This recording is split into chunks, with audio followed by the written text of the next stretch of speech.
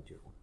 دیکھیں یہ جرم اسی لیے ہو رہا ہے کہ امت کو کہانی کرا دی گئی ہے کہ جس نے ایک دفعہ بھی کلمہ پڑھ لیا ہے اب جنت اس کی گارنٹیڈ ہے، جو مرضی کرتا رہے۔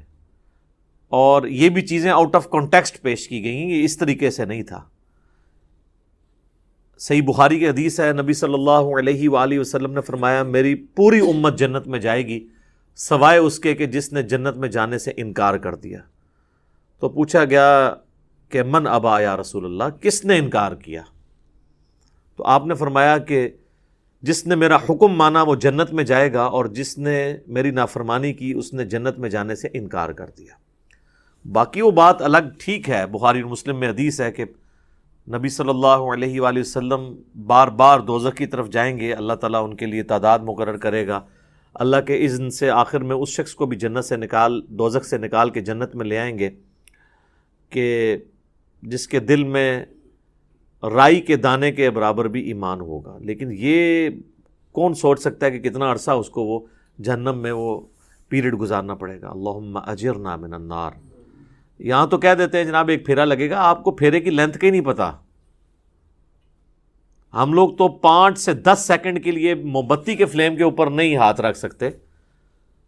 دنیا کی آگ، اور بخاری اور مسلم دونوں میں حدیث ہے کہ آخرت کی آگ جو ہے وہ دنیا کی آگ سے 70 گنا تیز ہے۔ تو یہ بات کر دینا بڑا آسان ہے۔ اچھا آپ اس کو دنیا میں اگر کسی کو پریکٹیکلی امیجن کروائیں نا تو وہ کانپ اٹھے گا۔ اگر کسی کو آ جائے نا کہ تمہیں ایک جمعے کی نماز چھوڑنے پر، یا ایک فجر ظہر اثر مغرب کی چھوڑنے پر، فجر چھوڑنے پر فجر سے لے کر ظہر تک ایک 10 بائی 10 کے کمرے میں رکھا جائے گا جس میں 100 کوبرا سانپ ہوں گے، 100 بچھو ہوں گے اور 100 اژدہے ہوں گے، بس صرف فجر سے ظہر تک تم نے وقت گزارنا ہے ایک نماز چھوڑنے پہ، تو وہ کانپ اٹھے گا اس تصور سے ہی، کیونکہ اس کو امیجن کر سکتا ہے۔ آخرت چونکہ دیکھی نہیں ہے تو وہ کہتا ہے بس ٹھیک ہے دیکھی جائے گی انشاءاللہ تعالیٰ، جو کچھ بھی ہے تیرے محبوب کی امت سے۔ تو جمعے کا معاملہ تو بہت سینسٹیو ہے۔ جمعے کی آپ اہمیت کا اندازہ اس بات سے لگا دیں کہ جمعے کی نماز کے اوپر ایک پوری سورت ہے، اس کا نام ہی سورۃ الجمعہ ہے، سورت نمبر 62 پارہ نمبر 28 میں، اور اس میں باقاعدہ اللہ تعالیٰ نے جمعے کی فرضیت کا ذکر کیا ہے۔ اعوذ باللہ من الشیطان الرجیم، بسم اللہ الرحمن الرحیم۔ یا ایہا الذین آمنوا اذا نودی للصلاۃ من یوم الجمعہ، اے ایمان والو جب ندا دی جائے، اذان دی جائے جمعے کے لیے، اس کی نماز کے لیے جمعے کے دن، فاسعوا الی ذکر اللہ، تو جلدی سے لبکو اللہ کے ذکر کی طرف، وذروا البیع، اور تجارت چھوڑ دو، ذالکم خیر لکم ان کنتم تعلمون، اسی میں تمہاری خیریت ہے اگر تم جانتے ہوتے۔ فاذا قضیت الصلاۃ، ہاں جب نماز پڑھ چکو، فانتشروا فی الارض وابتغوا من فضل اللہ، اس کے بعد تم زمین میں پھیل سکتے ہو اور اللہ کے فضل کو تلاش کرو۔ یعنی صرف جمعے کے اس ٹائم پیریڈ کے لیے آپ نے کاروبار زندگی کو ترک کرنا ہے۔ وَاذْكُرُوا اللَّهَ كَثِيرًا لَعَلَّكُمْ تُفْلِحُونَ، اور اللہ کو بہت کثرت سے یاد کرو تاکہ تم فلاح پا جاؤ۔ تو جمعے کی فرضیت قرآن میں آئی ہے، اس سے آپ اس کی اہمیت کا اندازہ لگا سکتے ہیں۔ باقی جتنی نمازوں کا ذکر ہے وہ جنرل ہے ان کی فرضیت کے اعتبار سے، یا ایون سورۃ النور کے اندر صلاۃ الفجر اور عشاء اور ظہر کا ذکر آیا ہے تو وہ پردے کے اعتبار سے آیا ہے۔ فرضیت کا جہاں تک ذکر ہے نا اسپیسیفکلی وہ جمعے کی نماز ہے، اسی لیے اس کی سب سے زیادہ امپورٹنس ہے۔ اور جمعے کی بھی نماز کی امپورٹنس نہیں ہے، جمعے کی اس ایکٹیویٹی کی امپورٹنس ہے۔ نماز تو اللہ تعالیٰ نے اس دن ویسے ہی کم کر دی ہے، 4 کی بجائے 2 فرض کر دی ہیں۔ خطبے کی امپورٹنس ہے، اور یہ مسلمانوں کی ایک ویکلی پولیٹیکل گیدرنگ ہے، اور سالانہ پولیٹیکل گیدرنگ مسلمانوں کی عید کی نمازیں ہیں، اور انٹرنیشنل گیدرنگ سالانہ جو ہے وہ حج کی گیدرنگ ہے۔ یہ یعنی جمعے کے خطبے اس لیے نہیں ہے کہ یہاں پہ آپ نے لوگوں کو یعنی نکاح، طلاق اور استنجے کا طریقہ یہ ساری چیزیں بتانی ہیں، اصل میں پولیٹیکل ایشوز کو ایڈریس کرنے کے لیے، تاکہ لوگ ایک پیج کے اوپر آئیں مسلمان۔ اسی لیے جمعے کی گیدرنگ ایک شہر میں ایک سے زیادہ ہونی بھی نہیں چاہیے۔ یہ تو آج کل ایک چندے کے چکر میں اتنی جامع مسجد بن گئی ہیں، ادروائز اصولاً دیکھا جائے تو ایک شہر میں ایک جامع مسجد ہوگی۔ ایران میں آپ چلے جائیں تہران میں ایک جگہ جمعہ ہوتا ہے اور 15 سے 20 لاکھ لوگ ایک جگہ جمعہ پڑھ رہے ہوتے ہیں، اور ایران کا پریزیڈنٹ جمعے کا خطبہ دیتا ہے. یہاں پہ بھی ہمارے پرائم منسٹر کو فیصل مسجد میں خطبہ دینا چاہیے. تو آپ دیکھیں پھر کس طریقے سے قوم ایک جگہ جمع ہوتی ہے. ہم تو ایک قوم بھی نہیں اسی وجہ سے. بہرحال یہ الگ سے ایک ٹاپک ہے. جمعے کی فرضیت کے اعتبار سے سورۃ الجمعہ کافی ہے. بخاری اور مسلم دونوں میں حدیث ہے، نبی صلی اللہ علیہ وآلہ وسلم نے فرمایا کہ اگرچہ ہم سب سے آخر میں آئے ہیں لیکن قیامت والے دن ہم سب سے سبقت لے جائیں گے، یہود و نصارہ سے بھی.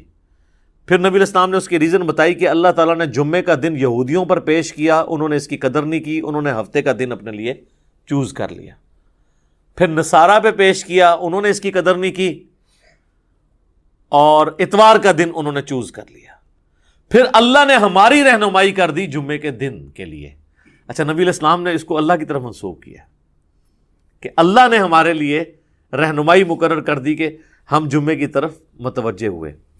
اور پھر نبی صلی اللہ علیہ وآلہ وسلم نے فرمایا کہ قیامت والے دن، یعنی اس جمعے کے دن کے تحفے کو ایکسیپٹ کرنے کی وجہ سے قیامت والے دن ہم سبقت لے جائیں گے، یعنی سب سے پہلے جنت میں جانے والے نبی صلی اللہ علیہ وآلہ وسلم کے امتی ہوں گے انشاءاللہ تعالی. اللہم اجعلنا منہم آمین. صحیح مسلم میں ایک حدیث ہے کہ نبی صلی اللہ علیہ وآلہ وسلم نے فرمایا کہ جمعے کا دن باقی تمام دنوں کا سردار ہے. اسی دن آدم علیہ السلام پیدا ہوئے، اسی دن وہ جنت میں داخل کیے گئے، اسی دن جنت سے نکالے گئے اور اسی دن قیامت قائم ہوگی. ایک اور حدیث ہے بخاری اور مسلم دونوں میں، نبی صلی اللہ علیہ وآلہ وسلم نے فرمایا کہ جمعے کے دن ایک گھڑی، ایک لمحہ ایسا آتا ہے کہ اس گھڑی میں جو اللہ سے خیر مانگی جائے نا، اللہ تعالیٰ وہ خیر عطا فرما دیتا ہے. اچھا، اس میں اب مختلف اقوال ہیں. بہرحال صحیح مسلم میں ایک حدیث ہے کہ نبی علیہ السلام نے فرمایا کہ یہ جو قبولیت کی گھڑی ہے نا، یہ خطیب کے ممبر پر بیٹھنے سے لے کر نماز جمعہ کے ختم ہونے تک ہے. اس دوران یہ ایکٹیویٹی ہے، یعنی ایک گھڑی ایسی آتی ہے جو قبولیت کا وقت ہے. ویسے پبلک میں مشہور ہے کہ وہ دو خطبوں کے درمیان وہ بھی ہو سکتا ہے، اس کے علاوہ بھی نماز کا بھی وقت ہو سکتا ہے جس میں آپ اللہ کی طرف رجوع لاتے ہیں. اس لیے آپ دیکھیں کہ بخاری اور مسلم دونوں میں حدیث ہے، نبی صلی اللہ علیہ وآلہ وسلم نے فرمایا جو جمعے والے دن سب سے پہلی گھڑی میں آتا ہے اسے اونٹ نحر کرنے کا ثواب دیا جاتا ہے. جو اس کے بعد آتا ہے اسے ایک گائے ذبح کرنے کا ثواب. جو اس کے بعد آتا ہے اسے ایک بھیڑ یا بکری ذبح کرنے کا ثواب. جو اس کے بعد آتا ہے اسے ایک مرغی ذبح کرنے کا ثواب. اور جو بالکل اینڈ پہ آتا ہے اسے انڈا صدقہ کرنے کا ثواب. اور پھر اس کے بعد الفاظ ہے کہ اس کے بعد فرشتے رجسٹر بند کر دیتے ہیں جب خطیب ممبر پہ چڑھ جاتا ہے. یعنی یہ ساری گھڑیاں خطیب کے ممبر پہ چڑھنے سے پہلے ہیں. اور پھر فرشتے جو ہیں وہ بھی الذکر سننا شروع کر دیتے ہیں. الذکر یعنی جو خطیب خطبہ دے رہے ہیں، بشرطے کہ وہ ذکر ہو، کہانیاں نہ ہو. الذکر تو پھر سر یہی ہے، انا نحن نزلنا الذکر وانا لہ لحافظون. صحیح مسلم میں حدیث ہے کہ نبی علیہ السلام کے جمعے کا خطبہ جو ہے وہ قرآن ہی ہوا کرتا تھا. 4 حدیثیں اوپر تلے. ایک صحابیہ کہتی ہے کہ میں نے حضور علیہ السلام سے جمعے کے خطبے میں اتنی دفعہ سورہ قاف جو پارہ نمبر 26 میں آتی ہے سنی کہ مجھے زبانی یاد ہو گئی. اب ہر جمعے میں وہ ظاہر تذکیر والی صورت ہے تو وہ الذکر سننا شروع کر دیتے ہیں. اور پھر اس کے بعد جو آتا ہے نا، پھر اسے نارمل صرف نماز کا ثواب ملتا ہے. جو ایکسٹرا آرڈنری ثواب ہے نا جمعے کا وہ ختم ہو جاتا ہے. اچھا، اسی حدیث میں الفاظ ہیں کہ جو پہلی گھڑی میں آئے اس کے لیے ثواب. پھر اس میں نبی علیہ السلام نے یہ بھی فرمایا کہ پھر جتنا مقدر ہو تم نماز ادا کرو. یعنی جمعے سے پہلے آپ 2 4 6 8 10 جتنی مرضی نفلی رکعتیں پڑھ سکتے ہیں. اچھا، اس میں ایک حدیث ضعیف بھی پیش کی جاتی ہے ابو داؤد کی کہ جمعے والے دن مکروہ وقت کوئی نہیں ہوتا، وہ روایتی کمزور ہے. اس کا تو آپ نے بہرحال خیال رکھنا ہوگا. وہ جو 5-7 منٹ ہوتے ہیں جب سورج اپنے ٹریک میں بالکل سینٹر میں ہوتا ہے، جسے آپ زوال کہتے ہیں، وہ زوال نہیں ہوتا، وہ ضحوہ کبریٰ ہوتا ہے. زوال آفتاب تو کہتے ہیں آپ ظہر کا وقت شروع ہونے کو ہے، سورج گرنا شروع ہو جائے مغرب کی طرف. سینٹر سے ذرا سا ہٹے گا تو مکروہ وقت ختم ہو جائے گا. ایگزیکٹ سینٹر میں آپ سمجھ لیں وہ جو 5-7 منٹ ہیں وہ مکروہ وقت ہے. اس سے پہلے بھی آپ نفلی نماز پڑھ سکتے ہیں، اس کے بعد بھی ایگزیکٹ اس وقت نہیں پڑھ سکتے. تو جتنی مقدر ہو پڑھو. البتہ بخاری اور مسلم میں حدیث ہے کہ جب خطیب جو ہے وہ خطبہ دے رہا ہو نا تو پھر آپ نے 2 رکعتیں پڑھنی ہے، اور اس وقت تک نہیں بیٹھنا جب تک وہ 2 رکعتیں نہ پڑھ لیں. یہ جمعے کے دن کا پروٹوکول ہے، عام نمازوں کے لیے نہیں ہے. اور 2 سے زیادہ پھر نہیں پڑھنی جب خطبہ شروع ہو جائے، کیونکہ اصل مقصد تو خطبہ سننا ہے. اور اگر خطبہ شروع نہیں ہوا تو صحابہ کا جو معمول ہے وہ کم از کم 4 رکھتے تھی جمعے سے پہلے، کم از کم 2 تو پڑھنی ہی پڑھنی ہے آپ نے. اور بعد میں صحیح مسلم میں آتا ہے کہ جس نے جمعے کے بعد نماز پڑھنی ہے وہ 4 رکعتیں پڑھے. 2 کر کے بھی پڑھ سکتے ہیں اور اکٹھی 4 بھی پڑھ سکتے ہیں، دونوں طریقے سے ثابت ہے. تو یہ جمعے کی رکعتیں میں نے بتا دی، یعنی ٹوٹل کتنی ہوئی؟ 8. 2 سنتیں پہلے، 2 فرض اور 4 سنتیں بعد میں. اور اگر آپ نے پہلے 4 سنتیں پڑھنی ہیں تو پھر 10 ہوگی. تو نبی صلی اللہ علیہ وآلہ وسلم نے یعنی یہ ترغیب دلائی ہے کہ جمعے والے دن خطیب کے ممبر پہ چڑھنے سے پہلے پہنچ جائیں. اب حنفیوں کی چونکہ تقریر انہوں نے لادہ کر لی ہوئی ہے تو حنفیوں کے لیے یہ نہیں ہوگا کہ عربی خطبہ سننا ہوگا. وہ بھی جب ممبر پہ خطیب چڑھتا ہے نا اردو خطبے کے لیے، تو اس کے بعد رجسٹر ان کے بند ہو جائیں گے. اب چونکہ انہوں نے اپنے پبلک کو پڑھایا ہوا ہے کہ یہ تقریر جو ہے یہ لادہ سے ہے، اصل عربی کے خطبے ہوتے ہیں، پھر لوگ کہتے ہیں پھر اصل ہی آگے سنیں گے جو ہمیں بھی سمجھ نہ آئے. اور معذرت کے ساتھ جو پڑھ رہے ہوتے ہیں ان کو بھی نہیں سمجھ ہوتی کہ وہ پڑھ رہے کیا ہیں. حقیقت بات ہے، کئی جو ائمہ ہیں آپ ان سے کہنا یہ جو تم نے عربی خطبہ پڑھا اس کا ترجمہ بتاؤ کیا ہے. تو جب پڑھنے والے کو بھی نہیں پتا تو سننے والے کو کیا پتا ہوگا. اس لحاظ سے اہل حدیث نے یہ ٹھیک کیا ہے کہ انہوں نے خطبے تو 2 ہی رکھے اور اللہ کی حمد اور درود کو عربی میں رکھا، باقی انہوں نے جو واعظ اور تقریر جو مقصد تھا تذکیر کرنا اسے اپنی نیٹو لینگویج میں کر دیا، اردو کے اندر، انگلش کے اندر. یہی طریقہ ٹھیک ہے. تو حنفیوں نے وہ تقریر ایک تیسرا خطبہ ایڈ کر دیا اور وہ بھی پھر بیٹھ کے شروع ہو گیا. حالانکہ خطبہ تو کھڑے ہو کے ہوتا ہے جمعے کا، بیٹھ کے تو آپ دے نہیں سکتے. اور اس میں آپ نے سہارا لے کے کھڑا ہونا ہے. وہ کھڑا سہارا ہو کے اس لیے ہوتا ہے کہ تقریر تھوڑی لمبی ہو تو آپ مطلب سہارا لے سکیں. انہوں نے بیٹھ کے خطبہ شروع کر دیا، تو یہ بھی ایک خلاف سنت چیز ہے. بہرحال جمعے کی نماز کی امپورٹنس اس حوالے سے آپ نے ذہن میں رکھنی ہے. باقی جمعے میں جمعے کی نماز اور اس کی تقریر کے علاوہ 2 اعمال ایسے ہیں جو اسپیسیفکلی اہمیت کے حامل ہیں. المستدرک للحاکم میں صحیح سند سے یہ حدیث ہے، مشکات کے اندر بھی موجود ہے، کہ جو شخص سورۃ الکہف کی تلاوت کر لے جمعے کے دن تو اگلے جمعے تک اس کے لیے ایک نور اللہ کی طرف سے مقرر ہو جائے گا. اور ابو داؤد میں ایک حدیث ہے، مشکات میں بھی ہے، سنن نسائی میں بھی، ابن ماجہ میں بھی، کہ نبی صلی اللہ علیہ وآلہ وسلم نے فرمایا کہ جمعے کا دن جو ہے یہ یوم مشہود ہے، یعنی اللہ کے حضور اعمال پیش ہونے کے اعتبار سے.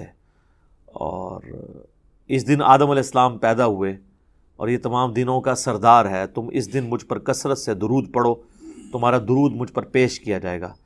تو صحابہ نے عرض کیا اللہ کے محبوب علیہ السلام جب آپ فوت ہو جائیں گے اور آپ کی ہڈیاں مٹی میں مل جائیں گی، یہ الفاظ ہیں حدیث کے، کیونکہ اس وقت 295 سی اس طرح اپلائی نہیں ہوتی تھی سوال پوچھنے کے اوپر، تو تب بھی آپ پہ درود پیش ہوگا. تو آپ نے فرمایا ہاں، ان اللہ حرم علی الارض ان تأکل اجساد الانبیاء، بے شک اللہ تعالیٰ نے حرام کر دیا ہے مٹی کے لیے کہ وہ نبیوں کے جسموں کو کھائے. تو درود مجھ پر اس وقت بھی پیش ہوگا. تو جمعے کا دن اسپیسیفکلی درود شریف کا دن بھی ہے. اللہم صلی علی محمد وعلی آل محمد. اب آ جائیں وہ جمعے کے تاریخ کے اعتبار سے. صحیح مسلم میں ایک حدیث ہے، نبی علیہ السلام نے فرمایا کہ لوگوں جمعہ چھوڑنے سے بعد آ جاؤ ورنہ ایسا نہ ہو کہ اللہ تعالیٰ تمہارے دلوں پر مہر لگا دے. اور یہ مہر وہ ہے صم بکم عمی فہم لا یرجعون، ختم اللہ علی قلوبہم وعلی سمعہم وعلی ابصارہم والعیاذ باللہ تعالی. اور جامع ترمذی میں حدیث ہے جس نے مسلسل 3 جمعے چھوڑ دیے اللہ تعالیٰ اس کے دل پر مہر لگا دے گا. اچھا، اسی وجہ سے یہ پبلک مشہور ہے کہ 3 کٹھے نہیں چھوٹنے چاہیے. اندازہ کریں آپ، ان کو پتہ ہی نہیں ہے کہ یار مطلب صرف جمعہ ہی ہے مسلمان کے لیے، 3 نہیں چھوٹنے چاہیے. وہ کہتے ہیں نہیں، مسلم شریف میں حدیث ہے نا کہ ایک جمعے سے لے کر دوسرا جمعہ درمیان کے گناہوں کا کفارہ ہے. یعنی جو کام چک کے رکھو جمعہ پڑھ لو، کام ختم. تو یہ پوری حدیث اس طرح نہیں ہے میرے بھائی، پوری حدیث اس طرح ہے اگر کبیرہ گناہوں سے بچا جائے تو ایک جمعے سے دوسرا جمعہ، اس تو بھی آسان کام، ایک رمضان سے دوسرا رمضان. شکر ہے تسی اے نہیں لیا ہوا جمعہ دے ہفتے بعد پھر اللہ کی بارگاہ ایک رمضان سے دوسرا رمضان اور ایک نماز سے دوسری نماز درمیان کے گناہوں کا کفارہ ہے اگر کبیرہ سے بچا جائے. تو سب سے کبیرہ گناہ شرک کے بعد اگر کوئی ہو سکتا ہے تو وہ فرض نماز چھوڑنا ہے. تو اگر کبیرہ گناہ نہیں کیے یعنی ایک جمعے سے لے کر اگلے جمعے تک کوئی نماز نہیں چھوڑی پھر چھوٹے گناہ معاف ہوں گے. نماز چھوڑنے سے بڑا کون سا گناہ ہے؟ صحیح مسلم میں حدیث ہے بندے کے ایمان، شرک اور کفر کے درمیان فرق نماز ہے. جامعہ ترمذی میں حدیث ہے شقیق تابعی کہتے ہیں کہ صحابہ کرام صرف تارک الصلاح کی تکفیر کرتے تھے، جو نماز چھوڑنے والا نا اسے کافر سمجھتے تھے، اس کے علاوہ کسی گناہ کے اوپر وہ کفر کا فتویٰ نہیں لگاتے تھے. ابو داؤد ترمذی میں حدیث ہے جس نے جان بوجھ کے نماز چھوڑی گویا اس نے کفر کیا. یہ تو بڑا سینسٹیو معاملہ ہے. کفر اور شرک کے درمیان فرق جب نماز ہے. اور اس سے بھی بڑھ کر سورۃ الروم کی وہ جو آیت ہے منیبین الیہ، رجوع لاؤ اللہ کی طرف، وَأَقِیمُوا الصَّلَاةَ وَلَا تَکُونُوا مِنَ الْمُشْرِکِینَ، اور نماز کو قائم رکھنا، دیکھنا مشرکوں میں سے نہ ہو جانا. نماز چھوڑنے والے کو اللہ تعالیٰ نے فرمایا گویا کہ وہ مشرک ہے. پاکستان کے شناختی کارڈ میں مسلمان ہے، اللہ کے ہاں وہ عملاً مشرک ہے، عملاً کافر ہے. ہاں ٹھیک ہے، ہم عقیدے میں فتویٰ نہیں لگاتے، باقی اس کا اور اللہ کا معاملہ ہے. پھر سنن ابن ماجہ میں حدیث ہے ابو درداء اصحاب صوفہ میں سے ہیں، وہ کہتے ہیں کہ نبی علیہ السلام نے، بڑے پیارے الفاظ ہیں، میرے خلیل نے مجھے 3 وصیتیں کی تھی. نمبر 1، اللہ کے ساتھ شرک نہ کرنا، خواہ تمہارے ٹکڑے ٹکڑے کر دیے جائیں یا تمہیں آگ میں جلا دیا جائے. نمبر 2، کبھی نماز، فرض نماز نہ چھوڑنا ورنہ اللہ کے ہاں تمہارا ذمہ اٹھ جائے گا، یعنی اللہ کو پھر کوئی پرواہ نہیں. اور نمبر 3، شراب نہ پینا، تمام گناہوں کی چابی شراب ہے. یہ 3 وصیتیں ابو درداء کہتے ہیں کہ نبی علیہ السلام نے مجھے کی تھی. پھر مسند امام احمد میں وہ حدیث ہے کہ نبی صلی اللہ علیہ وآلہ وسلم فرمایا کہ جو شخص نماز پڑھنے والا ہے قیامت والے دن اس کی نماز اس کے لیے دلیل ہوگی، نور ہوگی اور نجات کا ذریعہ ہوگی. اور جو نماز چھوڑنے والا ہے اس کے لیے نہ کوئی نور ہوگا، نہ نجات کا کوئی سبب ہوگا، نہ اللہ کے حضور کوئی حجت ہوگی پیش کرنے کے لیے. اور اس کا حشر فرعون، قارون اور حامان کے ساتھ ہوگا، والعیاذ باللہ تعالی. اور ایک اور حدیث ہے سنن ابی داؤد میں کہ قیامت والے دن سب سے پہلے نماز کے بارے میں سوال کیا جائے گا. اور پھر فرمایا کہ جس کی نماز درست نکل آئی اس کے باقی معاملات آسان ہو جائیں گے، اور جس کی نماز ہی غلط نکلی اس کے بعد کے معاملات اس سے زیادہ مشکل ہو جائیں گے. پھر اسی حدیث میں الفاظ ہیں کہ اگر کسی کے فرائض میں کوئی کوتاہی رہ گئی تو اللہ تعالیٰ فرشتوں سے کہے گا کہ میرے بندوں، اس بندے کی کوئی نفلی عبادت دیکھو، جو ہم سنت پڑھتے ہیں، یعنی 12 سنت موقدہ نفلی عبادت ہے، تو فرائض کی کمی اس سے پوری کر لی جائے. لیکن فرض کے اوپر کوئی کمپرومائز نہیں ہے. لہٰذا یہ جمعے کے معاملے کو اتنا ہلکا جاننا اور کہنا جی بس ٹھیک ہے دیکھی جائے گی، کوئی فرق نہیں پڑتا.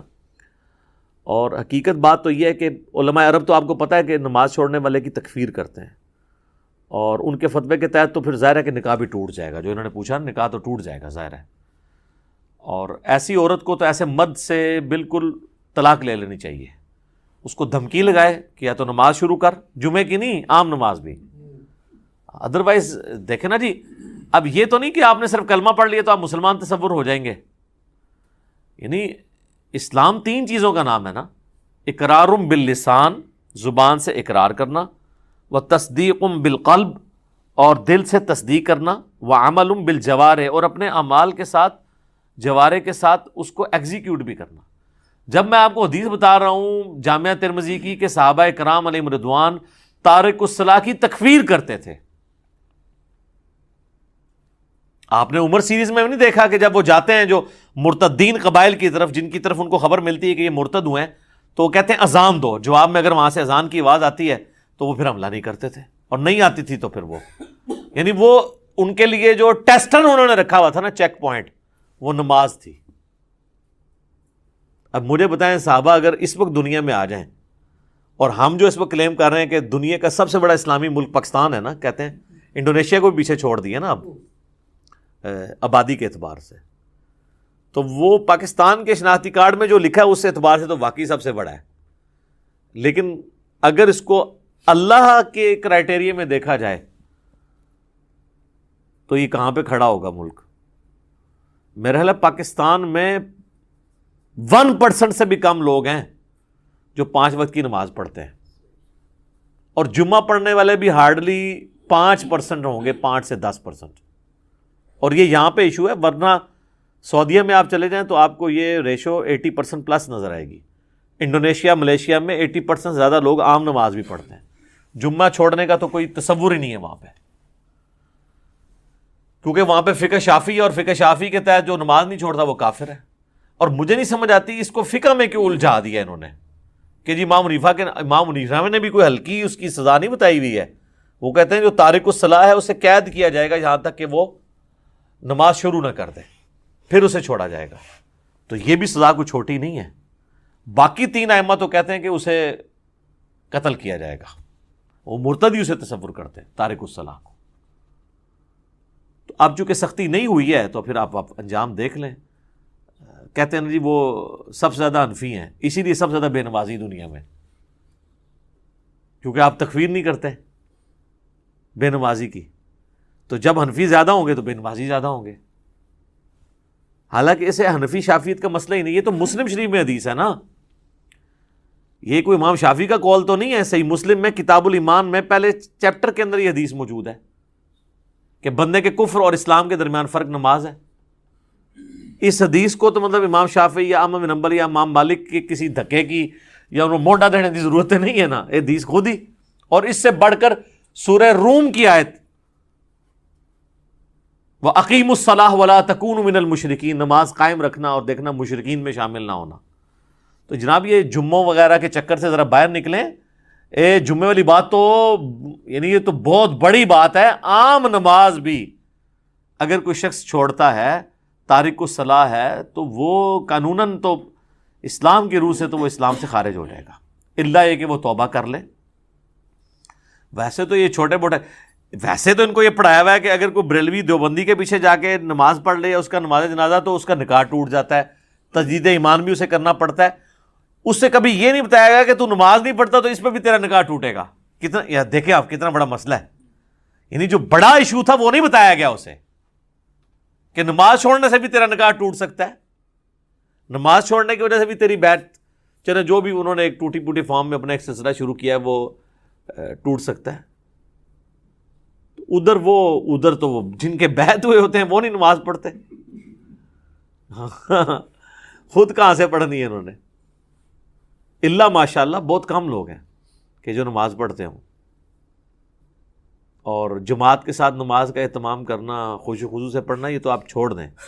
اسی لیے پھر انہوں نے ایک جھوٹی کہانی یعنی سب کے ہاں ملتی ہے کہ جی وہ نماز تو اللہ کی معرفت کا ذریعہ ہے، جو اللہ تک پہنچ چکے ہوں تو نماز ان کو ضرورت ہی نہیں ہے، یا اگر انہوں نے پڑھنی ہے تو وہ کہتے ہیں دل کی نماز ہوتی ہے. چندہ دل کا نہیں ہوتا. جو روٹیاں اور روسٹ توڑتے ہیں اور کھاتے ہیں، اپنی توندیں بڑھاتے ہیں، وہ دل کی نہیں ہوتی. اور جہاں بات آتی ہے نماز پڑھنے کی وہ دل کی ہوتی ہے. ٹھیک ہے. اور نماز پڑھنے کے لیے جاتے ہیں مکے مدینے، پیشاب کرنے کے لیے اپنے ٹوائلٹ میں جاتے ہیں. ان کے تو ٹوائلٹس کو لگائیں تالے. انہوں کو جتنے نماز پڑھنی ہے استنجا بھی اتنے ہی کرو جا کے روحانی طور پہ. تم لگ پتہ جائے گا روحانی طور سے کدھر جا. یعنی جو بندہ یہاں بیٹھے بیٹھے مکے اور مدینے جا کے نمازیں پڑھ رہا ہے، استنجا کرنے کے لیے وہ کیوں اٹیچ باتھ میں جاتا ہے؟ اتنی بڑی ایکٹیویٹی وہ پرفارم کر رہا ہے تو استنجا بھی ہوتے ہی کرو. ٹھیک ہے. ان کے آپ ٹوائلٹ بند کریں، ان کے اوپر CCTV کیمرے لگائیں اور دیکھیں پھر جناب یہ کتنی دیر آپ کو نمازیں پڑھ کے بتاتے ہیں.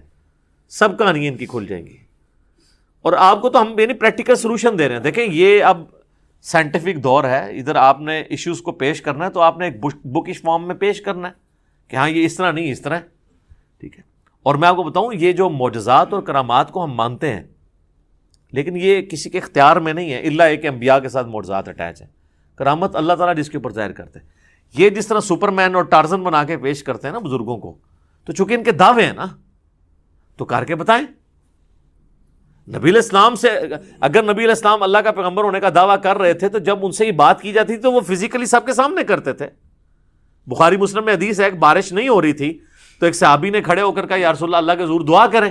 وہ کہتے ہیں ہم چلچلاتی دھوپ میں گئے ہیں اور واپس آئے ہیں تو بارش شروع ہو گئی تھی، اور اتنی بارش ہوئی کہ اگلے جمعے تک ہوتی رہی، اور اگلے جمعے وہی شخص دوبارہ کھڑا ہوا کہ یا رسول اللہ آپ دعا کریں کہ ہماری ارد گرد زمینوں پہ تو بارش ہو، ہمارے گھروں پہ نہ ہو، گھر کی چھتیں ٹپکنا شروع ہو گئی ہیں۔ تو نبی علیہ السلام نے اپنی مبارک انگلی سے یوں اشارے کیے اور وہ بادل پھٹنے شروع ہو گئے، ٹھیک ہے۔ اور وہ کہتے ہیں جب ہم اگلے جمعے کے لیے گئے بارش میں تھے تو واپس آئے تو دھوپ تھی۔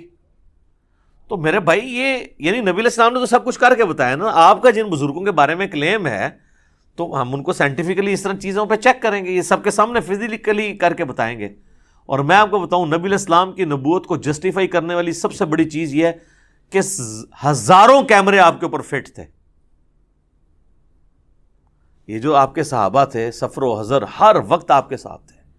اگر آپ کے کریکٹر میں کہیں ذرا سی بھی جھول ہوتی نا تو آپ کی وفات کے بعد آپ کے وہ ساتھی جو جانثار ہمیشہ سے آپ کے ساتھ تھے، ایک تو وہ تھے نا جو فتح مکہ پہ طلقاء بنے، معافیاں مانگی، اور ایک حضور کا غلبہ دیکھ کے اسے ایک سردار کا غلبہ تصور کرتے ہوئے اذا جاء نصر اللہ والفتح کے تحت وہ اسلام میں داخل ہو گئے۔ وہ موٹیویشنل تو ان کا ایمان نہیں تھا، لیکن جو سابقون الاولون جو شروع سے حضور کے ساتھ اٹیچ تھے، جو بندہ ساتھ اٹیچ ہوتا ہے نا جی، اس کو اس بندے کی کمزوریاں اور خوبیاں پتہ ہوتی ہیں۔ کہیں نہ کہیں بندہ ایکسپوز ہو جاتا ہے۔ جس کے ساتھ ہزاروں لوگ اٹیچ ہوں اور حضور کی وفات کے بعد ان میں سے کوئی بندہ ٹس سے مس نہ ہو، اور کمٹمنٹ کا یہ لیول ہو کہ ہزاروں لوگ جب اس دین کو چھوڑ جائیں تو چند مٹھی بھر لوگ اتنے کانفیڈنٹ ہوں کہ ہمارے نبی نے ہم سے وعدہ کیا تھا کہ رومن اور پرشین امپائر گرے گی، ہم تھوڑے سے ہی لیکن ہم ٹکرائیں گے، اللہ ہمیں فتح دے گا، یہ کانفیڈنس لیول ہو، یہی نبی علیہ السلام کی یعنی نبوت کی صداقت ہے، یہ دلیل ہے سب سے بڑی۔ تو نبی علیہ السلام پہ ہزاروں کیمرے فٹ تھے، کہیں آپ کے کریکٹر میں کوئی جھول ہوتی، آپ کی بیویوں کے ذریعے باہر نکل سکتی تھی بات، آپ کے دوستوں کے ذریعے باہر نکل سکتی تھی، اور آپ جن بزرگوں کو مانتے ہیں ان کی کیا کیا باتیں باہر نکلتی ہیں۔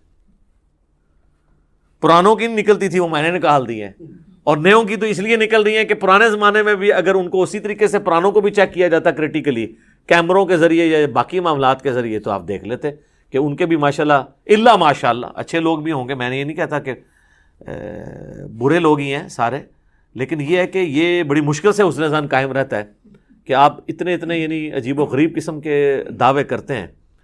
اور آپ دیکھ لینا وہ ہمارے بھائی نے انڈرسٹینڈ اسلام کے اوپر وہ جو ویڈیو اپلوڈ کی ہے کہ بزرگ جو ہیں وہ استنجے کے لیے پتھر مانگ رہے ہیں تو وہ جس چیز کی طرف جاتا ہے وہ سونا بن جاتا ہے، اور پھر وہ جناب یہ بھی بتا رہے ہیں کہ حضرت وہ کہنے لگے جی بال بڑھ گئے تھے، انہوں نے کہا تیرے نبی کی سنت ٹوٹ رہی ہے تو اس لیے مجھے کچھ پیسے دے دے۔ یار اللہ کے بندو، وہ کہتے ہیں سال ہوا ہے کچھ نہیں آپ سے مانگا، اب یہ سنت ٹوٹنے، تو سنت بھی ٹوٹنے لگی تو ابھی بھی مانگنے کی ضرورت نہیں ہے۔ جس نے سال آپ کو بغیر کھائے پیے سارا کچھ معاملہ کر دیا ہے تو روحانی طور پہ بال کٹ جائیں خود بخود ہی۔ روحانی طور پہ اگر بندہ زندہ ہے تو بال بھی روحانی طور پہ کٹ جائیں۔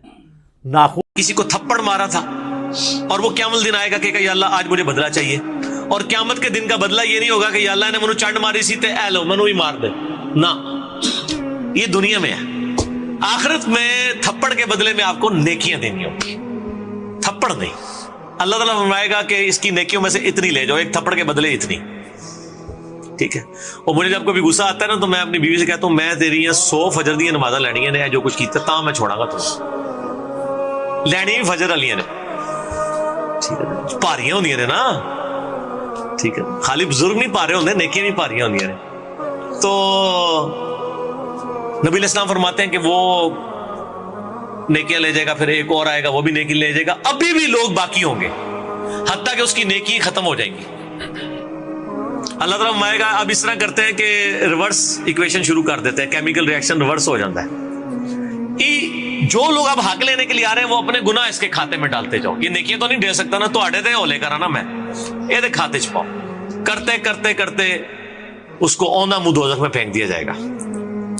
تو یہ معاملہ اتنا خطرناک ہے، ٹھیک ہو گیا۔ اچھا علی بھائی، اس میں یہ بھی ایک بات ہے ضمن کہ عبادت میں سکون آ جاتا ہے اس حوالے سے، کیا یعنی کہ قبولیت عبادت میں سکون تو ہندوؤں کو بھی مل رہا ہے، سکھوں کو بھی مل رہا ہے، قادیانیوں کو بھی مل رہا ہے، آپ ذرا ان سے پوچھیں، ٹھیک ہے۔ جو مزارات پہ جا رہے ہیں ان کو بھی سکون آ رہا ہے، وہ ماحول ہی اتنا زبردست ہوتا ہے، بالکل کھلا ڈلا ماحول ہوتا ہے، آواز چل رہی ہوتی ہے، تو وہ آپ کو ملتا ہے۔ اسے تو کوئی فرق نہیں پڑتا. وہ تو گورا جب بیچ کے اوپر کپڑے اتار کے سن باد لے رہا ہوتا ہے وہ بھی سکون انجوائے کر رہا ہوتا ہے. سکون کے ساتھ تو تعلق ہی نہیں ہے. ٹھیک ہے, ہاں علمی سکون کہ آپ کا ذہن سیٹسفائی ہو کہ میں جو کچھ کر رہا ہوں یہ ٹھیک ہے, یہ گورے کو نہیں ملے گا, یہ قبر کے پجاری کو بھی نہیں ملے گا. یہ صرف اس کو ملے گا جس کے پاس دلائل ہوں گے کہ میں کتاب و سنت کے اوپر چل رہا ہوں کہ نہیں. اسی لیے میں کہتا ہوں کہ اپنی اپروچ کو آپ علمی اپروچ رکھیں, جذباتی نہ رکھیں. اور وہ غامدی صاحب کا جملہ مجھے بڑا پسند ہے کہ انہوں نے کہا کہ عبادت کرو تو صرف اللہ کی, اور عقیدت رکھو تو صرف محمد رسول اللہ سے. اور آیت ہے سورۃ النجم میں, یہ زبردست ہے. اللہ تعالیٰ فرماتا ہے نیک لوگوں کے بارے میں, الذین یجتنبون کبائر الاثم, وہ لوگ جو بڑے بڑے گناہوں سے بچتے ہیں, والفواحش, اور بے حیائی کے کاموں سے, الا اللمم, ہاں مگر کبھی کبھار کوئی چھوٹا معاملہ ہو جائے. الا اللمم کو اللہ نے بھی چھوڑ دیا ہے, بڑے گناہوں سے بچو. ان ربک واسع المغفرہ, بے شک تیرا رب وسعت والا ہے مغفرت کے اعتبار سے. ہوا اعلم بکم, وہ تو تمہیں اس وقت سے جانتا ہے, اذا انشأکم من الارض, جب تم زمین سے اگے تھے. ہائے ہائے ہائے, انسان بھی زمین سے اگا ہے, کیونکہ انسان جس منی کے قطرے کی پیداوار ہے, وہ منی کیسے تیار ہوتی ہے؟ اس خوراک سے جو زمین سے نکلتی ہے. ادھر تک اللہ تعالیٰ نے بات کی ہے. وَإِذَا أَنْتُمْ أَجِنَّةٌ فِي بُطُونِ أُمَّهَاتِكُمْ, اور جب تم ایک چھوٹے سے ایمبریو اور جنین کی شکل میں ماں کے پیٹ میں ہوتے ہو, وہ تو اس وقت سے تمہیں جانتا ہے. فَلَا تُزَكُّوا أَنفُسَكُمْ, تو مت کہا کرو میں بڑا پرہیزگار ہوں. هُوَ أَعْلَمُ بِمَنِ اتَّقَى, اسے خوب معلوم ہے کہ کون کتنا پرہیزگار ہے. اور جو خدا آپ کو زمین سے اگتے وقت سے, اس ایمبریو سے لے کر پیدا ہونے تک اور مرتے دم تک جانتا ہے, اس سے کوئی چیز چھپی ہوئی ہے. تو اس میں بھی آیا کہ لبم, جو چھوٹی موٹی چیزیں وہ اللہ تعالیٰ معاف کر دے گا, لیکن بڑے بڑے گناہوں سے بچنا ہوگا. اور ایک اور میں کریٹیکل آیت بتا دوں, یہ تو کہتے ہیں نا جناب وہ توبہ بس کر لیجیے, خالی کھلی توبہ نہیں ہونی چاہیے. اللہ تعالیٰ خالی کھلی توبہ کو نہیں مانتا. یہ سورہ نساء کے اندر ہی مسئلہ نمبر میرا 18 ہے, اور وہ بائی چانس آیت نمبر بھی 18 ہے, گناہ کبیرہ اور توبہ کا بیان. اللہ تعالیٰ فرماتا ہے انما التوبۃ علی اللہ, اللہ کے ذمہ ہے ایسے لوگوں کی توبہ کو قبول کرنا. للذین یعملون السوء بجہالۃ, جو کوئی نادانی میں گناہ کر بیٹھے, ثم یتوبون من قریب, اور پھر فوراً ہی توبہ کر لیں, اس کو تو میں معاف کر دوں گا. فاولئک یتوب اللہ علیہم, ایسے پر اللہ تعالیٰ رجوع فرمائے گا توبہ کے ساتھ. وکان اللہ علیما حکیما, اور اللہ تعالیٰ علم والا حکمت والا ہے. ولیست التوبۃ, اور اس کی تو کوئی توبہ نہیں ہے, للذین یعملون السیئات, جو کہ برے اعمال کرتے ہیں, حتی اذا حضر احدهم الموت, یہاں تک کہ ان میں سے کسی کے موت کا وقت قریب آتا ہے, قال انی تبت الآن, تو کہتا ہے اللہ میں اب توبہ کرتا ہوں. یعنی موت کے وقت اگر کوئی توبہ کرتا ہے وہ توبہ نہیں ہے. وہ جامعہ ترمذی میں حدیث ہے نا کہ موت کے غرغرے سے پہلے پہلے توبہ ہے, نزع کا وقت آنے سے پہلے پہلے. اس وقت تو فرعون نے بھی کہہ دیا تھا کہ میں رب موسیٰ اور ہارون پر ایمان لاتا ہوں, تو اللہ تعالیٰ نے کیا فرمایا تھا, الآن, اب ایمان لے کر آیا, اب تو کوئی فائدہ نہیں. وَلَلَّذِينَ يَمُوتُونَ وَهُمْ كُفَّارٌ, نہ ان لوگوں کی توبہ قبول ہوگی جو کفر کی حالت میں دنیا سے چلے گئے. اولئک اعتدنا لهم عذابا علیما, ایسے لوگوں کے لیے اللہ تعالیٰ نے دردناک عذاب تیار کر رکھا ہے. اب رہ گئے یہ گناہ آٹومیٹکلی کیسے نیکیوں سے معاف ہوتے ہیں, اس کا ذکر بھی اللہ تعالیٰ نے سورہ ہود کے اندر کیا ہے. سورہ ہود کے اندر 114 نمبر غالباً آیت ہے, ہاں یہ, اعوذ باللہ من الشیطان الرجیم. وَأَقِمِ الصَّلَاةَ طَرَفَيِ النَّهَارِ, نماز کو قائم رکھو دن کے دونوں سروں پہ, یعنی ادھر سے آپ فجر کہہ لیں اور ادھر سے مغرب اور عشاء. وَزُلْفًا مِنَ اللَّيْلِ, اور رات میں بھی. اِنَّ الْحَسَنَاتِ, بے شک جو نیکیاں ہیں, یُذْهِبْنَ السَّیِّئَاتِ, وہ مٹا دیتی ہیں برائیوں کو. کون سی چیز مٹا دیتی ہے؟ نیکیاں. اور نیکی کون سی ذکر ہوئی؟ نماز. ذالک ذکر للذاکرین, یہ نصیحت ہے ان لوگوں کے لیے جو نصیحت قبول کرنے والے ہیں. اس آیت کے کانٹیکسٹ میں ایک بڑی زبردست حدیث ہے جو بخاری اور مسلم دونوں میں ہے. اس سے ویسے بعض لوگوں نے غلط رزلٹ بھی نکالے ہیں, اور اس کی بنیاد کے اوپر وہ ڈیٹس بھی مارتے ہیں کالج اور یونیورسٹیز کے اسٹوڈنٹس. میرا مسئلہ نمبر 106 بہت پہلے ریکارڈ ہے, آج میں اس ڈیٹیل میں نہیں جاؤں گا. میرا یوٹیوب پہ ایک کلپ ہے ویلنٹائن ڈے کے اوپر, اس میں میں نے 17 حدیث بخاری اور مسلم سے بد نگاہی اور اس سے ریلیٹڈ بیان کی تھی، میں آج سکپ کرتا ہوں۔ بہرحال بخاری اور مسلم میں ایک حدیث ہے، ایک صحابی نے کہا یا رسول اللہ صلی اللہ علیہ وآلہ وسلم، آج یعنی مدینے کے کنارے پر میں نے ایک عورت کو گلے لگا لیا، نامحرم عورت کو، لیکن میں نے اس کے ساتھ وہ ایکسٹریم تعلق قائم نہیں کیا، باقی سب کچھ کیا، تو مجھے پاک کر دے۔ تو آپ صلی اللہ علیہ وآلہ وسلم نے فرمایا نماز پڑھو، اللہ تعالیٰ یہ گناہ معاف کر دے گا۔ اور پھر آپ نے یہ سورہ ہود کی آیت نمبر 114 تلاوت کی کہ نماز کو قائم رکھو دن کے دونوں کناروں کے اوپر، رات کے اوقات میں بھی، بے شک نیکیاں برائیوں کو مٹا دیتی ہیں۔ لیکن یہ اس صورت میں جب ایک آدھ دفعہ غلطی ہوگی، اس پہ بھی اجماع امت ہے کہ چھوٹے گناہوں کو چھوٹا سمجھ کے بار بار کرنا یہ خود گناہ کبیرہ اور بغاوت ہے۔ اس سے ایک واقعہ ورنہ چھوڑ دیا، اگر وہ حضور کو اس وقت یہ کہتا ہے یا رسول اللہ علیہ وسلم ابھی تو معاف کروا لے تو میں پھر جا کے کراں گا، تو پھر آپ کا کیا خیال آگے سے فتویٰ کیا آتا؟ ٹھیک ہے، تو غلطی ہو گئی، فوراً رجوع ہے۔ بخاری مسلم دونوں میں حدیث موجود ہے، آپ صلی اللہ علیہ وآلہ وسلم نے فرمایا بتاؤ اگر کسی کے گھر کے آگے سے نہر بہتی ہو، اس میں 5 دفعہ غسل کرے، اس کے جسم سے کوئی میل اس میں باقی رہ جائے گا؟ صحابہ نے کہا نہیں۔ تو فرمایا 5 نمازوں کی مثال ایسی ہی ہے۔ حتیٰ کہ صحیح مسلم میں ایک حدیث ہے کہ اگر بڑے بڑے گناہوں سے بچا جائے تو ایک نماز سے دوسری نماز، ایک جمعے سے دوسرا جمعہ، اور ایک رمضان سے دوسرا رمضان، درمیان کے سارے گناہوں کا کفارہ بن جائے گا۔ آپ کو کہ میں رمضان میں نماز پڑھوں اور اگلے رمضان میں نہ، اس میں پہلے الفاظ ہے کہ انجینئرنگ پہلے ہوئی ہے، اگر بڑے گناہوں سے بچا جائے تو نماز چھوڑنے سے بڑا گناہ کون سا ہے؟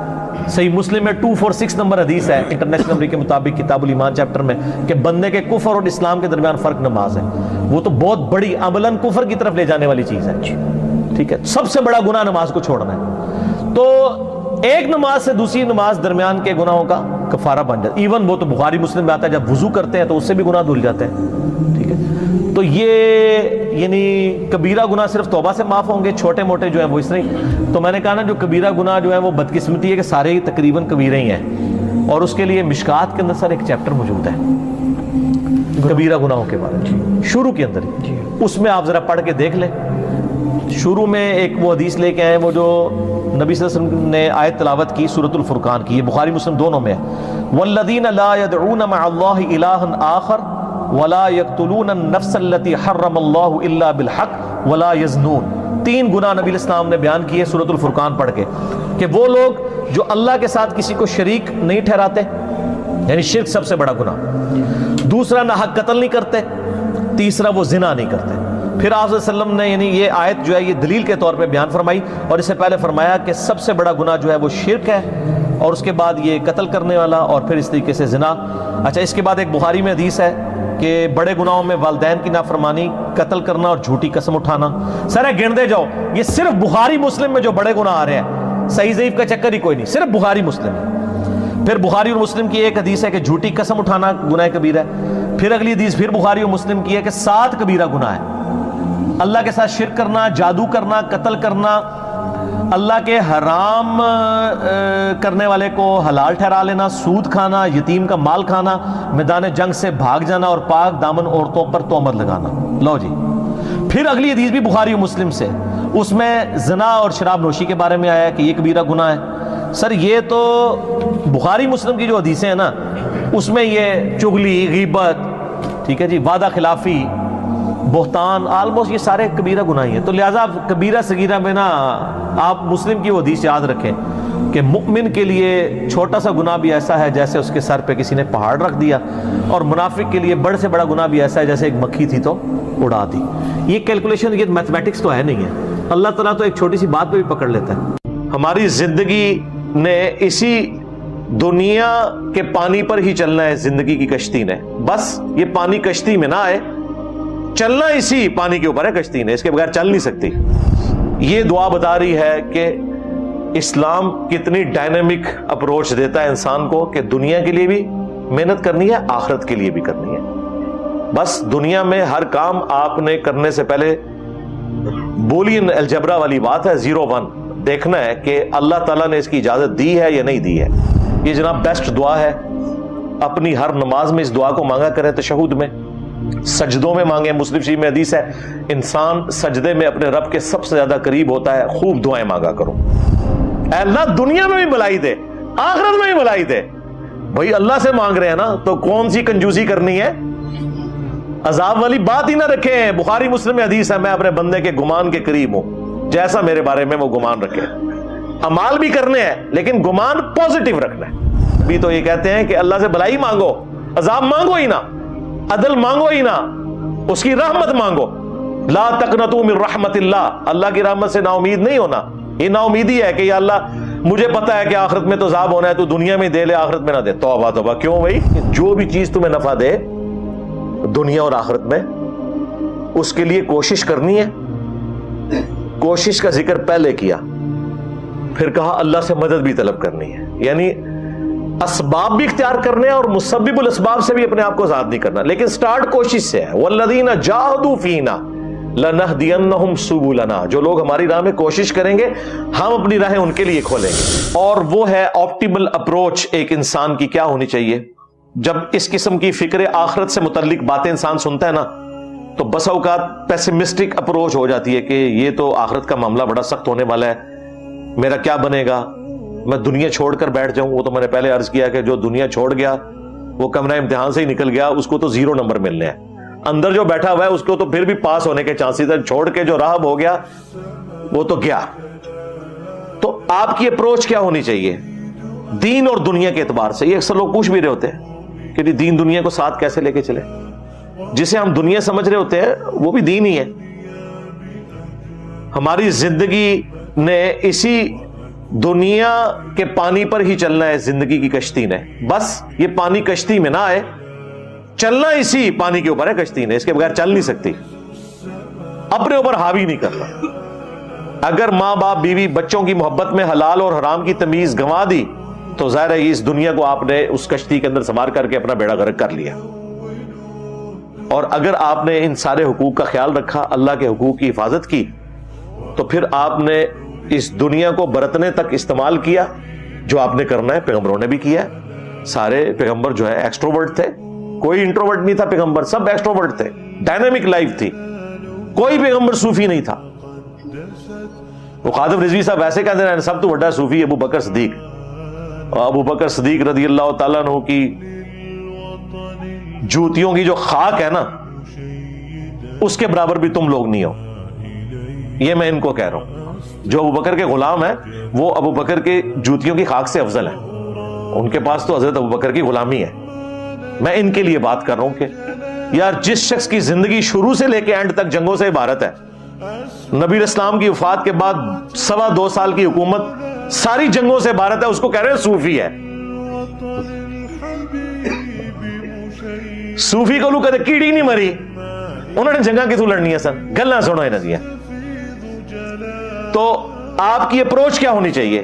وہ اللہ تعالیٰ نے دونوں ایکسٹریمز کو رد کیا. جو کہتے ہیں کہ آپ نے صوفی یا راہب بن جانا ہے, اور دوسرے جو ہیں وہ اتنے اس حوالے سے ایکسٹریمسٹ ہو جاتے ہیں کہ وہ دین کو پس پش ڈال دیتے ہیں اور دنیا کے لیے ساری ایفرٹ پٹ کر دیتے ہیں, وہ بھی برباد ہو گئے. سورۃ البقرہ میں اللہ تعالیٰ نے فرمایا فَمِنَ النَّاسِ, پس لوگوں میں سے ایسے لوگ بھی ہیں, مَن یقول, جو کہ اللہ کے حضور دعا کرتے ہوئے کہتے ہیں ربنا آتنا فی الدنیا, کہ اے اللہ ہمیں دنیا ہی میں عطا کر دے. ہوئے ہوئے ہوئے.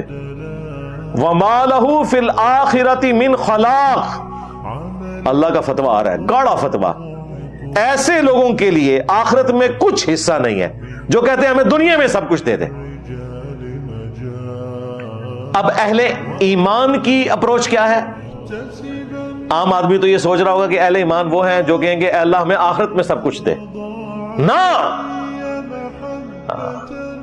اہل ایمان کی اپروچ یہ ہے وَمِنْهُمْ, اور لوگوں میں ایسے بھی ہیں مَن یقول, جو کہ اللہ کے حضور دعا کرتے ہیں ربنا آتنا فی الدنیا حسنہ, اے اللہ ہمیں دنیا میں بھی بھلائیاں عطا فرما. وفی الآخرۃ حسنہ, اور آخرت میں بھی بھلائی عطا فرما. وقینا عذاب النار, اور آخرت کی سب سے بڑی بھلائی ہمیں دے دے کہ ہمیں آگ کے عذاب سے بچا لے. آمین. ان لوگوں کے بارے میں پھر اللہ تعالیٰ کیا فرما رہے ہیں؟ اولئک لہم نصیب مما کسبوا، یہ وہ لوگ ہیں جنہیں ان کے اعمال کا اجر ملنے والا ہے، ان کا جو نصیب ہے انہیں ملے گا، جنہوں نے کہا کہ دنیا میں بھی بھلائی اور آخرت میں بھی، اور عذاب جہنم سے اے اللہ میں بچا لینا۔ واللہ سریع الحساب، اور اللہ تعالیٰ جلد حساب لینے والا ہے۔ اللہم حاسبنا حسابا یسیرا، اے اللہ ہمارے حساب کو آسان فرمانا، آمین۔ یہ دعا بتا رہی ہے کہ اسلام کتنی ڈائنامک اپروچ دیتا ہے انسان کو کہ دنیا کے لیے بھی محنت کرنی ہے، آخرت کے لیے بھی کرنی ہے۔ بس دنیا میں ہر کام آپ نے کرنے سے پہلے بولین الجبرا والی بات ہے، 0-1 دیکھنا ہے کہ اللہ تعالیٰ نے اس کی اجازت دی ہے یا نہیں دی ہے، تو وہ بھی آپ کے لیے دین ہے۔ رزق حلال کمانا دین ہے، بیوی بچوں کا خرچہ اٹھانا یہ دین ہے۔ حتیٰ کہ مسلم شریف میں حدیث ہے، کوئی شخص سبحان اللہ کہے تو یہ بھی صدقہ ہے، اللہ کے حضور نیکی ہے، الحمدللہ بھی صدقہ ہے، لا الہ الا اللہ بھی صدقہ ہے، راستے سے تکلیف دہ چیز کو دور کرنا بھی صدقہ ہے، تمہارا بیوی بچوں کے منہ میں لقمہ ڈالنا بھی صدقہ ہے، یعنی نیکی ہے، حتیٰ کہ تمہارا بیویوں کے ساتھ تعلق قائم کرنا یہ بھی صدقہ ہے۔ صحابہ کرام کو باقی چیزیں تو ہضم ہو گئی، کہا یا رسول اللہ یہ کیسے صدقہ ہو گیا؟ آپ نے فرمایا اگر تم یہی ضرورت کسی ایسے طریقے سے پوری کرو جو اللہ کے حضور حلال نہیں ہے تو کیا تمہیں گناہ نہیں ہوگا؟ صحابہ نے کہا کہ ہوگا یا رسول اللہ۔ فرمایا تو اس پہ ثواب ہوگا۔ جو ایک خالصتاً حیوانی جذبہ ہے، ایک اینیمل انسٹنکٹ ہے سیکس والی، اسلام نے اس کا